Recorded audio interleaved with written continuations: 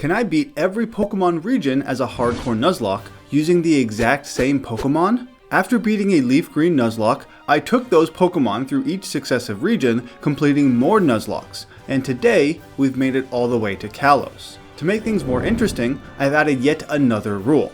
Each Pokemon can only be used in a single gym leader battle. If you like this video's concept, subscribe and hit the notification bell.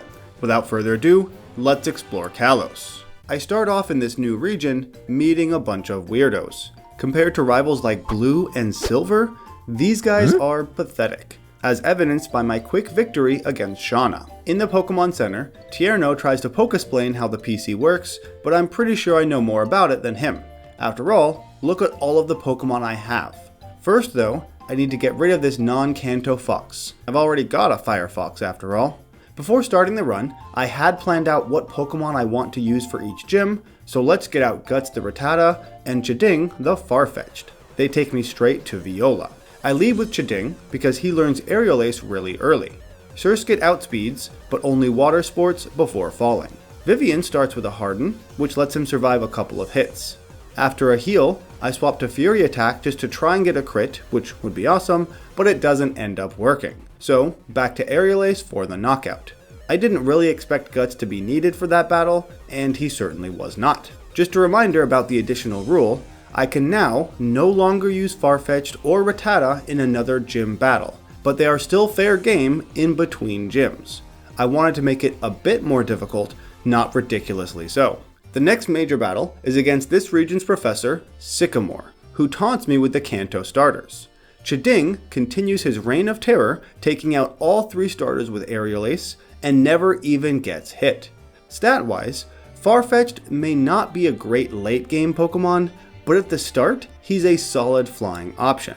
I meet Lysandre, blah blah blah. What I really care about in this town is the Stone Emporium, where I get one of each of the original evolution stones. And my reputation as a 5-time champion finally seems to be catching up with me.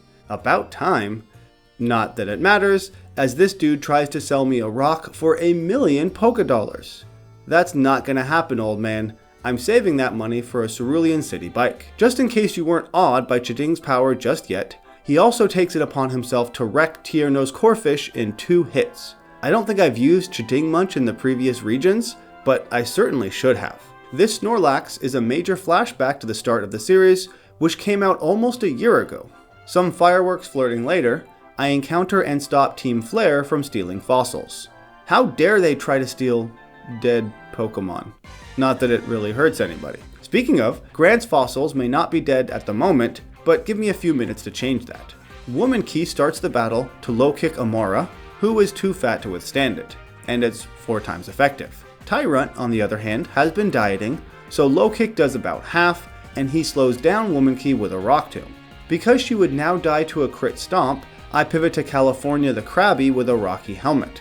Grant heals, so a single Metal Claw does not take it out, but after another hit and Rocky Helmet chip, Tyrunt falls. I didn't need to worry about crits or anything there, because California has shell armor. This is going pretty well so far. Granted, it was only the 2nd gym, but still. I used the first of the evolution stones to get a Victory Bell, who may play a role in the Tower of Mystery Trainer battle. First, we'll see how not Caterpie does. She protects on Meowstic's Fake Out, takes a Fairy-type Disarming Voice, and proceeds to get a 4-hit Pin Missile for the knockout. Absol outspeeds with a Quick Attack, but can't even take a 3-hit Pin Missile. Last is Frogadier. He is not Dark-type yet, unfortunately, so Pin Missile does okay damage, but nothing crazy. A second set would take him out if it hit more than twice. That's lame. I pivot to Liberty Bell to not risk losing that bug. She takes a few hits, but Serena did not heal like I expected, so Vine Whip easily takes it out. That victory gave me the right to challenge Karina for a Mega Ring, though I thought I had just earned it by beating my rival. To do that, I have to earn another badge. For this battle, I start with Hydra the Dodrio to protect against Mindfu's Fake Out. Just for funsies, she uses Acupressure, which randomly raises a stat 2 levels, and it was defense. I would have liked attack or speed, but that's still useful, I suppose. It means that Mindfu's power-up punch does very little. Hydra's Aerial Ace, on the other hand, is a one-shot. Machoke should also fall in 1 hit, unless, of course, he doesn't, and then rock tombs to slow me down. I wish he hadn't done that. After a heal, he does fall in one hit like he was supposed to last time. Against Howlucha, Hydra stays in to risk a crit, takes a flying press, and responds with another aerial ace for slightly more than half. I don't want to risk another hit. I pivot to Big Nose the Hypno, who can take that flying press pretty well. He is crit on the next turn, but survives it, and at this HP, Psybeam finishes the battle. After my victory, Korrina tries to force this psychic dog onto my team, but he is not from Kanto, so no thank you. I already have all the Pokemon I need right here. Though I won't use him just yet, the next stone evolution is none other than Starmon the Starmie. Trust me though, we'll see plenty of him throughout this region. Serena was waiting in front of the next gym because our last fight went so well for her. I mix it up and start with not Weedle instead, who I forgot to give Protect to. Oh well. She is then promptly crit by a Psybeam, because of course she is. Still, with Compound Eyes, she puts Meowstic to sleep and heals a bit with leftovers. She Silver wins and gets the 10% Omni boost. That more than makes up for the crit, by the way. Another hit takes out the cat. Absol is also put to sleep just in case, and a single Silver Wind takes it out. Frogadier gets a crit quick attack before falling asleep. Again, he isn't a dark type, so Silver Wind takes 2 hits, but it works out fine. And Serena was humiliated by a single bug. Sucks to be you. Before Ramos, Naruto becomes the 3rd stone evolution, because I'ma need the 9-tailed fox. He outspeeds Jumpluff to hit with Flamethrower, that is not quite strong enough to one-shot. Acrobatics doesn't do all that much, so I'm not really concerned here. Ramos then proceeds to waste what must be all of his potions on Jumpluff, which is fine by me, since Naruto gets to heal with leftovers. Since Go-Goat has Bulldoze, I pivot to Beastie the Pidgeotto to avoid the hit. Her Aerial Ace is decently weak, but thanks to Eviolite, Go-Goat's takedown is even worse. They trade hits back and forth until the goat falls. For Weeping Bell, I pivot to Not Caterpie, who takes some acid. Anyway, she uses 2 X-Scissor attacks to win that gym. This marks the halfway point of our Kalos gym journey. No deaths so far. Going pretty well. I stopped Team Flare from stealing energy from the power plant or something, I don't know. I skipped all the text. But whatever I did, it worked, because the Eiffel Tower gym now has power. You're welcome. But unlike Ash's Kanto journey, doing a kind deed to help the gym leader does not merit me the badge. Clement still wants me to prove myself in a battle. His loss. Rockman, who we haven't seen much of this region, starts off by one-shotting Emolga. This baits out Heliolisk's Grass Knot, something that Cousin It the Tangela with Eviolite can tank. He uses Growth to boost his special attack, and even though 2 Thunderbolts gets him down kind of low, he heals it all back up with a Giga Drain. One more round of bolts and drains, and it is the winner. Magneton, though, is another story. I pivot to King the Nido on an electric terrain, double kick to break sturdy, take a mirror shot, and finish off the battle with a 4 times effective dig. For my victory, it learns Ancient Power and then promptly evolves. The level cap was just 1 level too low to use a Tangrowth for that battle. More evil Lysandre stuff. This dude is obviously a bad guy. As soon as I leave Lumio City, Serena demands a rematch. You'd think that after the first several losses, she would change her Pokemon a bit, but apparently not. I, on the other hand, start with Eevee, the Umbreon. Meowstic fake outs, but Eevee heals with leftovers, so it's basically pointless. She does have the fairy move Disarming Voice, which is also basically pointless. A payback and Echoed Voice takes out Meowstic. For Absol, I had hoped to spam Echoed Voice because it gets stronger every turn, but after a flinch and a Swords Dance, that doesn't seem like a viable option. Woman Key instead comes out on a quick attack and has to risk a crit here to Karate Chop. I really should have just swapped right away on Absol. I do on the Greninja, bringing out Starman. Greninja doesn't have any dark moves yet, for whatever reason, so Starman just takes a couple of Water Shoryukens and one-shots with an Expert Belt Thunderbolt. Man, Starmie is an awesome Pokemon. Moving on to Valerie, the very first fairy gym leader ever. That's quite a claim to fame. To witness this monumental occasion, I have Squidward. He starts with Toxic Spikes, while the Mawile uses Iron Defense. That's fine by me. Everyone knows that Squidward is a special attacker. He hits with the Surf, uses Protect to heal with Black Sludge, and then surfs again, taking out Mawile. I wanted him to be as healthy as possible in case Mr. Mime outspeeds. She doesn't, and a Venoshock promptly takes her out, thanks to the double power it gets from being poisoned. But I don't want Squidward to have all the fun, so Mothman the Venomoth comes out on a Swift, and also uses Venoshock to take out Sylveon. Wow, that was super easy.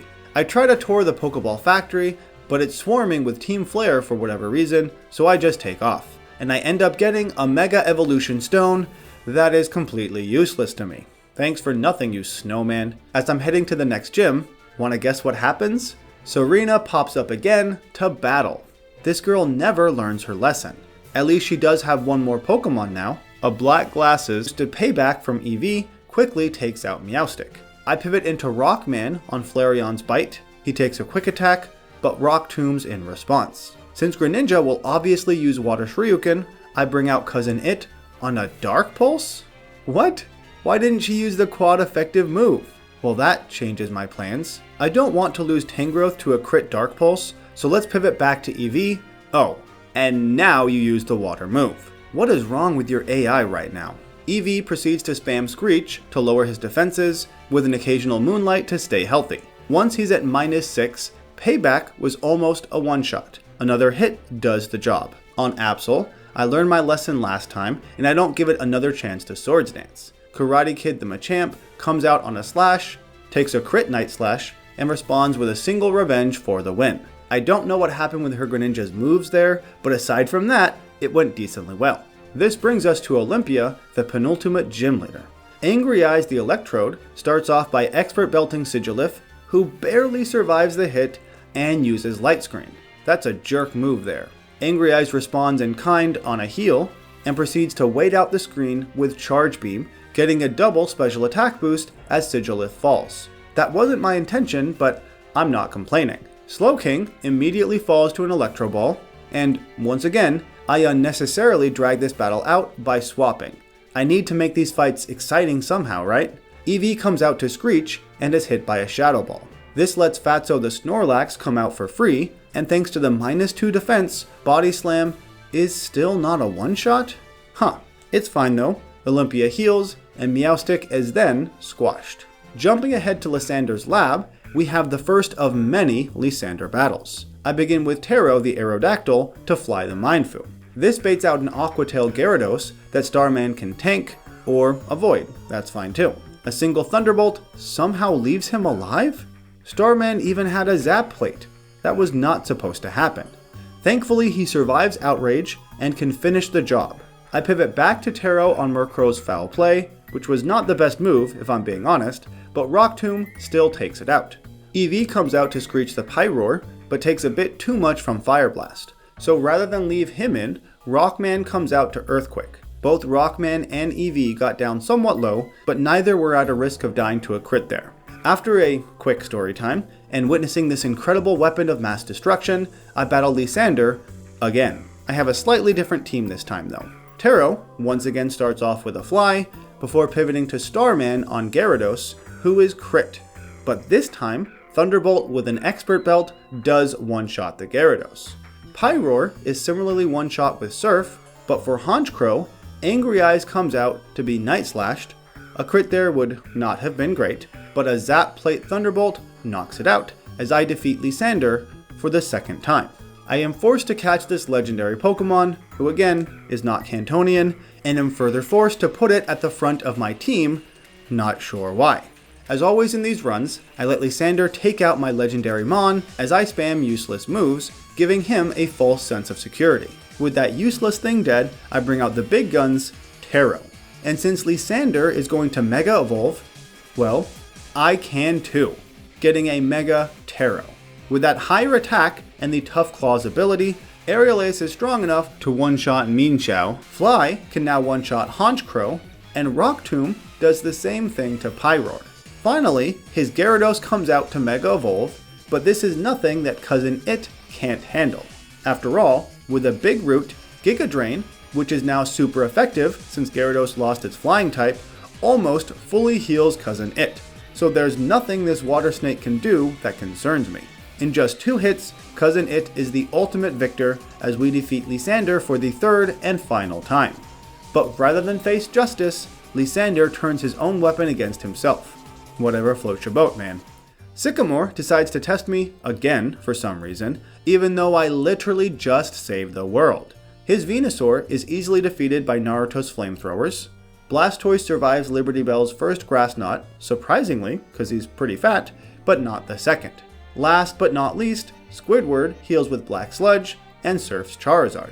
That was nothing compared to the battles we just had. And he doesn't even give me anything for winning? What a jerk. Though that fight wasn't concerning in the least, this bridge gauntlet, where I am accosted by my so-called new Kalos friends, might be a bit rough. Shauna starts with Delcatty and I with Rockman. She can't do any real damage to me, but she can lower my attack, so that's lame.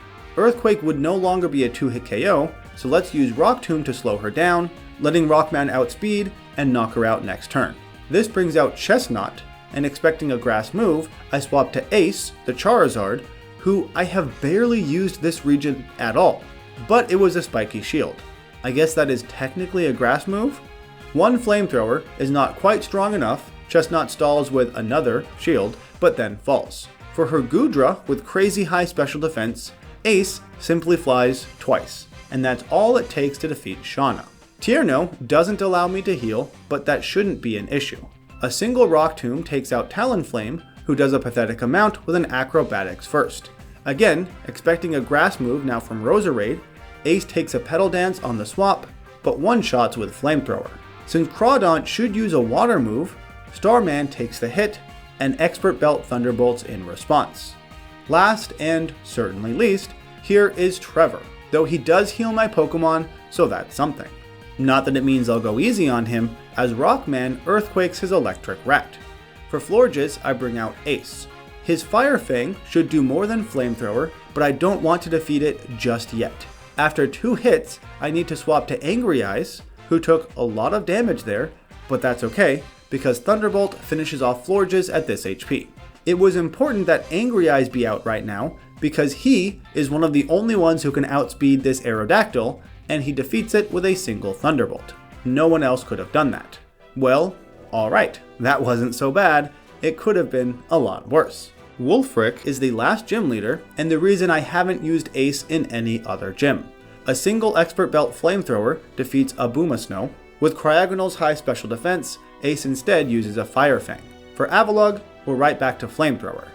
And that was it. Honestly, I did consider Mega Evolving Ace for that fight because it would have been awesome and it wouldn't have changed the outcome, but I decided to not do it. With all 8 badges, we can finally head to Victory Road, where this random trainer has to check if I'm worthy. Wasn't that the entire point of getting 8 badges? Seriously, what did I waste all that time for if I could just battle you instead? Starman makes quick work of Carbink, bringing out Raichu. Thinking nothing of it, I pivot to Rockman, who takes some damage from spikes, but obviously avoids a Nuzzle. Not so much the Grass Knot that comes next. And so Rockman dies, ruining my deathless streak that has run several regions. That really sucks. Rockman was caught all the way back in Mount Moon and has been a consistent member of the team ever since. But it's quite possible that he has been my most used Pokemon for this entire series. So losing him here to an electric rat of all Pokemon is humiliating. He's been destroying these exact things since the Kanto region, but we finally found one that can hit back. Goodbye, my friend. You deserved so much better than this. As if that weren't bad enough, the very first trainer in Victory Road has a Weavile, who proceeds to freeze not just Karate Kid, not just Starman, but Ace too. What the heck is going on here? My Victory Road start was not at all how I anticipated. Somehow, Taro does manage to not die against this Weavile, and one-shots with a fly, saving me from, quite possibly, the most pathetic loss in Nuzlocke history. Hopefully, things go better through the rest of Victory Road. They do, at least with no more deaths, until I get to Serena. She tries to change that towards the end, but I'm not about to let that happen. I am still reeling over Rockman's untimely demise. For this battle, I start with Fatso. He is flinched by Fake Out, takes a Psychic, like nothing, and one-shots with Crunch, all the while healing with leftovers. Greninja tries to Ice Beam, but he's too fat and it doesn't do much at all, aside from a temporary freeze, giving me flashbacks to a certain Weavile from like 5 seconds ago. Greninja is taken out easily enough. For Altaria, Fatso takes a Dragon Pulse and gets his own freeze with an Ice Beam, but it was too good to last as Altaria immediately thaws. One more Ice Beam knocks it out. Flareon Lava Plumes, which again doesn't do much, but it does burn, so it's obviously time to swap. Starman can come out and finish off Flareon with a Surf. Last is Absol, who threatens Starmon, but not Womankey. She takes a Night Slash and responds with a much unneeded close combat for the win. Finally, Serena realizes what I've been saying all along. She sucks, and I rock. You don't become a 5-time regional champion without being the very best there ever was. And now, it's time to prove myself yet again in the 6th Elite Four. Since Malva is the first member I see, I might as well follow her to the Fire Chamber and beat her up. After all, this battle will be the easiest of the 4 because all Starman needs is an Expert Belt. Surf one-shots Pyroar, Chandelure, Talonflame, and obviously Torkoal. So you could say we're off to a great start. Against Wickstrom in the Ironworks Chamber, I start with Ace. Klefki chooses to not use spikes for some reason. Would have outsped with Prankster, but I'm fine with that as Ace uses a charcoal boosted flamethrower. He beats out a power gem from Probopass that Womankey can take.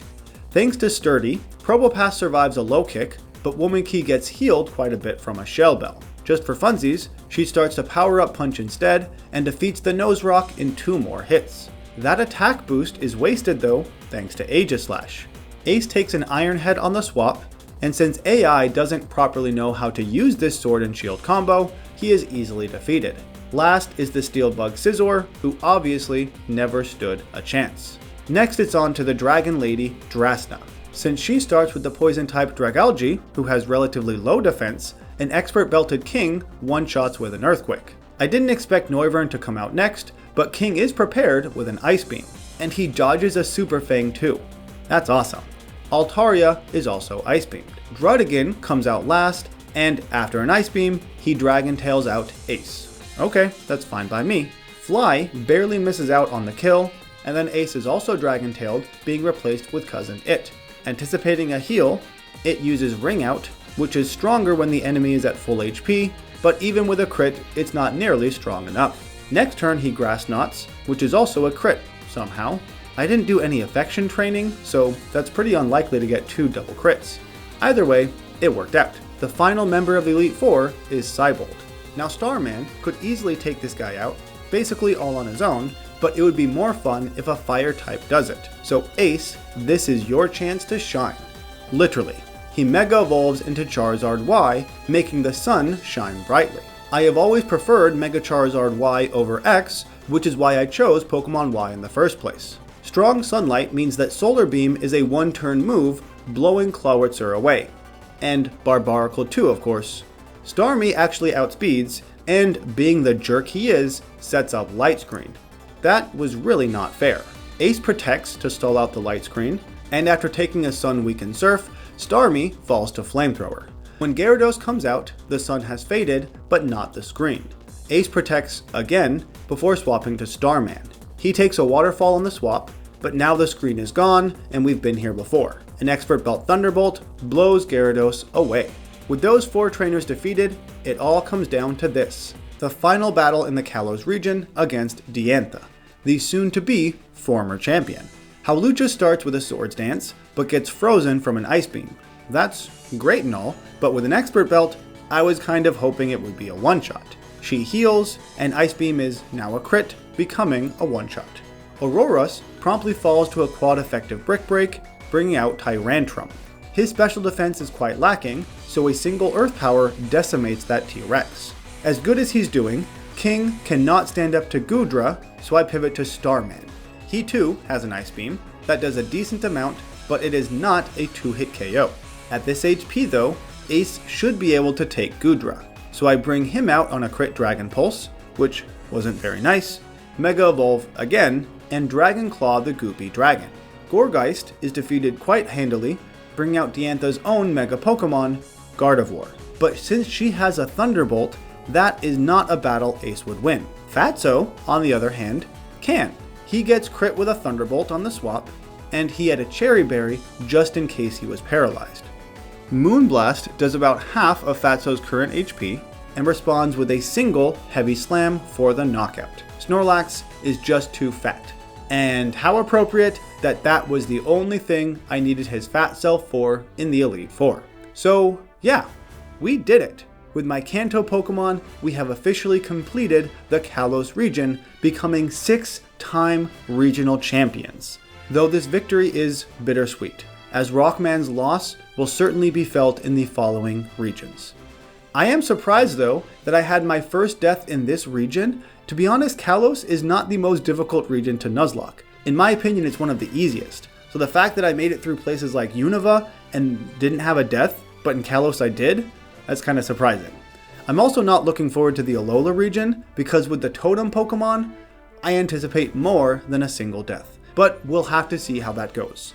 First, I'd like to give a huge shout out to my Patreon and YouTube members. I really appreciate their support, so feel free to check it out if you want to look at the exclusive perks. As always, thank you for watching, and the next time you see this series, we'll be kicking it on an island vacation. Hope to see you there!